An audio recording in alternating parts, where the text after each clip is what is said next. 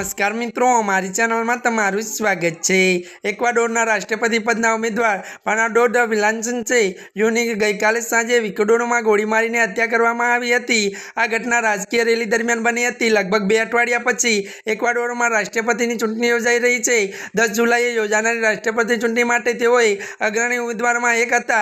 जो कि મળતી माहिती मुजब चूंटणी रेली में भाग लीधा बाद फर्नांडो विलान्सेंसे कार में बेस्या हता अने त्यारे ज तेमने माथा पर गोળી वागी हती। 59 वर्षीय फर्नांडो रेली में भाग लेवा माटे क्विनाडोर एक हाईस्कूल में पहुंच्या हता। गोળી वाग्या बाद तेमने होस्पिटल में लई जवामां આવ્યો હતો, જ્યાં તેમને મૃત જાહેર કરવામાં આવ્યા હતા। જો કે ગોળીબાદ ઘટનામાં जनरल मेजर विजिसे પણ घायल થયા હતા। घटना अंगे माहिती आपता जनरल मेजर विजिसे કહ્યું કે હુમલાવાળો ગ્રેનેડ પર હુમલો કર્યો હતો અને ઇક્વાડોરના રાષ્ટ્રપતિ ગુલેમો લાન્સોને આ ઘટના પર ચિંતા વ્યક્ત કરી છે। ત્યારે રાષ્ટ્રપતિ પદના ઉમેદવાર ફર્નાન્ડોને હત્યા આઘાત लाग्यो છે। મારી સહાનુભૂતિ તેમની પત્ની અને પુત્રી સાથે છે। ત્યારે મિત્રો આજના માટે આટલું જ। અમારી ચેનલમાં નવા હોય તો અમારી ચેનલને મિત્રો લાઈક, શેર અને સબસ્ક્રાઇબ કરી દેજો। ધન્યવાદ।